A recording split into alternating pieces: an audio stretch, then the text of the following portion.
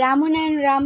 আমি প্রথমে আমার ঠাকুরকে জানাই আমার প্রণাম এবং আপনাদের সকলকে জানাই বৈদিক অভিনন্দন। রামনারায়ণ রাম। এর বলে আমি আজকের তত্ত্ব আলোচনা শুরু করছি।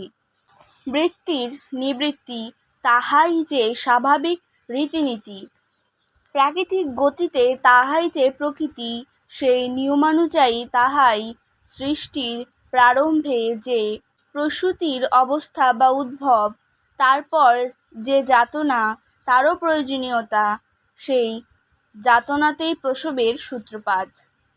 তাই আদি সৃষ্টির কোন যাতনার কোন দানে কার প্রভাবে আজ সৃষ্টি, কোন বৃত্তির নিবৃত্তিতে আজ ব্রহ্মাণ্ড। বিশ্ব ব্রহ্মাণ্ডে প্রত্যেকটি প্রসব করে করে প্রত্যেকটি সত্তার পরিচয় দিয়ে যাচ্ছে তার ভেতর। প্রথম হতে যদি সৃষ্টিকে ধরে নেওয়া যায় বা চিন্তা করে নেওয়া যায়, করতেই যে হবে, কারণ রয়েছি মোরা, রয়েছে সৃষ্ট ব্রহ্মাণ্ড। সেই ব্রহ্মাণ্ড যাহা হতে উদ্ভব, আগমন এক একটি আগমনেতে উদ্ভব হতে আজ ব্রহ্মাণ্ড বা বিরাট, যাহা জীবজগৎ বিরাট বলে বর্ণনা করতে পারছে, বিরাট একটি হতেই উদ্ভব। সেই উদ্ভব হতে যে সম্মিলিত অবস্থা, সেই সম্মিলিত অবস্থা হতে প্রসব করছে আর একটি ব্রহ্মাণ্ড। আজ বিশ্ব ব্রহ্মাণ্ড হতে যে আর একটি গতি নিয়মানুযায়ী চলছে বা গতি পাচ্ছে বা হচ্ছে, নিশ্চয়ই সেথা হতে আগমন। তিনি বিরাট, তাহাতে ছিল বিরাট শক্তি, ছিল তাতে, হলো এতে। সেই জাগ্রত অবস্থা আয়ত্ত এই জাগ্রত অবস্থাতে, তাই প্রতি মুহূর্তে জাগ্রত অবস্থা হতে বর্ণনা করে করে দিচ্ছে এই ব্রহ্মাণ্ড সৃষ্টির প্রতি মুহূর্তে মুহূর্তে এই ব্রহ্মাণ্ডে যে সমস্ত কনসেন্ট্রেটেড হয়ে রয়েছে এবং রওয়াকে যে বুঝে নিয়েছে এবং বুঝকে নিয়ে যে এমনি করে জেনে যে ডেলিভারি দিচ্ছে, তারই মতো আরেকটি রূপকে দিয়ে তার সত্তার সম্পূর্ণভাবে পরিচয় দিয়ে যাচ্ছে। তাতে এই বোঝা যায়, যা ছিল জীবজগৎ তা পাচ্ছে এবং তাহা হতে যা উদ্ভব হয়েছে তাহাতেও রয়েছে। তাতে এই বোঝা যায় যে আজও জীবজগৎ সেই আদির মধ্যে রয়েছে। অন্ত কোথায়? অন্তে যে যায় সে আদিই রয়ে যায়। তাতে এই ক্ষেত্রেই চিন্তনীয়, প্রত্যেকের জীবজগতের ব্রহ্মাণ্ডের এই ক্ষেত্রেই প্রয়োজন। কি প্রয়োজন? প্রয়োজন সৃষ্টির যে কোনো অবস্থাতে যে কোনো জীব সব্য অবস্থাতে সব্য অধিকারে বিরাজ করছে। তা না হলে ব্রহ্মাণ্ড যখন সৃষ্টি, আবার সে যদি সমস্ত ক্ষমতা নিয়ে উদ্ভব হতে পারে, সমস্ত বৃত্তি নিয়ে উদ্ভব হতে পারে, সে যদি সর্বজ্ঞ হতে পারে, আমরা তাহা হতে বঞ্চিত হতে পারি না। তবে সমস্ত জীবজগতের বৃত্তি ইত্যাদি উন্মুক্তভাবে প্রকাশিত না হওয়ার অবস্থা রয়ে যাওয়া কেন? সর্বতোভাবেই যে তার সব কিছু খোলা।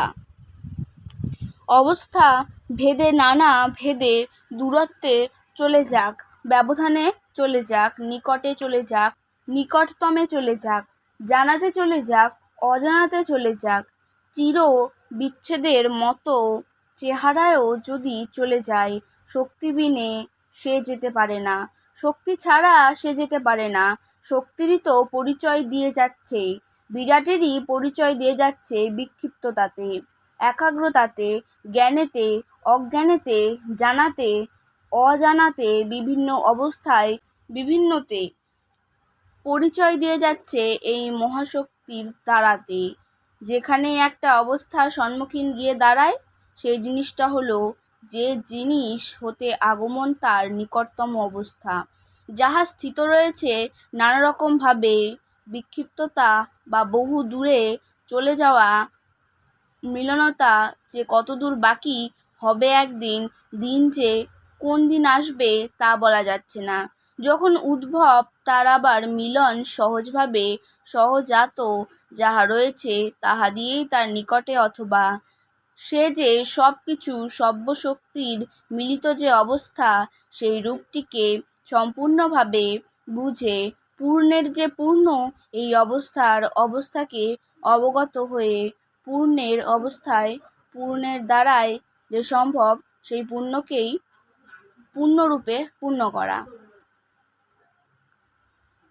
সেই সমস্ত আদি সৃষ্টির যে চেতনা, সেই চৈতন্যতে যার প্রয়োজনেতে এই বিশ্বব্রহ্মাণ্ড সৃষ্টি, সেই সমস্ত সেন্সিটিভ পার্ট অথবা সেল বা অণু, পরমাণু ইত্যাদি খুব ডেজলিং কন্ডিশন অ্যান্ড মুভমেন্টে সবসময়ই রয়েছে যে স্রষ্টার অবস্থা, সেই অবস্থাকে সেই ব্যালেন্সে, সেই মাত্রাতে যদি আয়ত্ত করে করে ব্রহ্মাণ্ড হতে পারে, আবার ব্রহ্মাণ্ডের সত্তাকে যেই কোয়ালিটিগুলো আয়ত্ত করে জীবজগৎ যদি প্রকাশ হতে পারে, আবির্ভাব হতে পারে সমস্ত বস্তু, ডেজলিং সেল যেই আদিস্রষ্টা সৃষ্টির যে কোনো একটির ভেতরে সেই অবস্থা যদি মেইনটেইনড অবস্থায় মেনটেন করে যাওয়ার মতো অবস্থা, রাখার মতো অবস্থা, আদির অবস্থা যদি আদি করে রেখে দেওয়া যায়, প্রকারান্তরে কিন্তু সমস্ত অবস্থা রয়েছে সৃষ্টির বিভিন্নতার মধ্যে যে বর্ণিত অবস্থা, তাদের মধ্যে যে নানা রকম সিদ্ধি, মুক্তি, নির্বাণ অবস্থা, এই অবস্থাগুলো যে কথিত বর্ণিত অবস্থা বলে বর্ণিত, প্রকারান্তরে সব্য অবস্থায় সব্য জীবের মধ্যে সব কিছু রয়েছে। সেই সমস্ত জীবের ভেতরে যে কোনো পার্থক্যতার ভেতর এবং সমস্ত সত্তা যাহা আদি, সেই আদিকেই যদি এই জীবজগতের যে কোনো একটির মধ্যে আয়ত্ত করে রাখা যায়, যা রক্ষিত অবস্থা রয়েছে, সে অবস্থাটি জাগ্রত অবস্থায়, জাগ্রত জিনিসগুলোকে সুপ্ত অবস্থায় বলে যে বর্ণিত রয়েছে এই জীবজগতে, সেই অবস্থায় যে সুপ্ত রূপটি সুপ্ত অবস্থা হতে বঞ্চিত করে, জাগ্রত রূপটিকে সম্মুখীন করে, সেই জাগ্রত আদি, সেই আদি যদি মেইনটেইনড হয়ে পার্থক্যতে আসে, তবে সে কি হবে?